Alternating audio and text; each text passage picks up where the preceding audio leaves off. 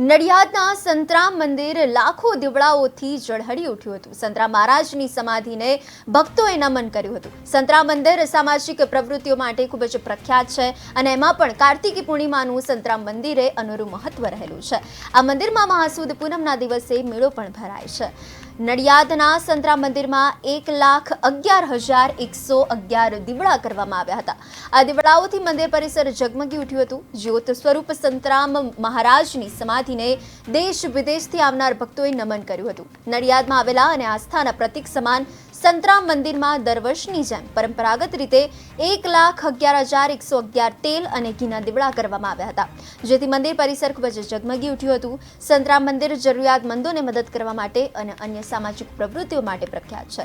સંતરામ મંદિર trust physiotherapy centre, આંખનું દવાખાનું તેમજ અન્ય વિવિધ સેવાભાવી સંસ્થાઓ પણ ચલાવે છે।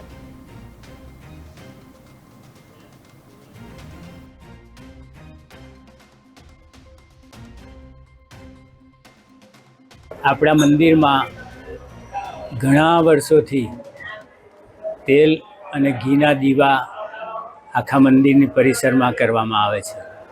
આપણા યોગીરાજ શ્રી સંતરામ મહારાજ જ્યોત સ્વરૂપ છે।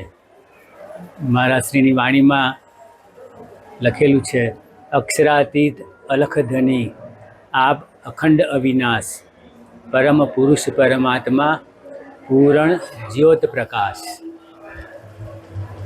દીપ જ્યોત પ્રગટ ઓમકારા। મહારાજ શ્રી ઓમકાર સ્વરૂપ છે। આપણા મંદિરમાં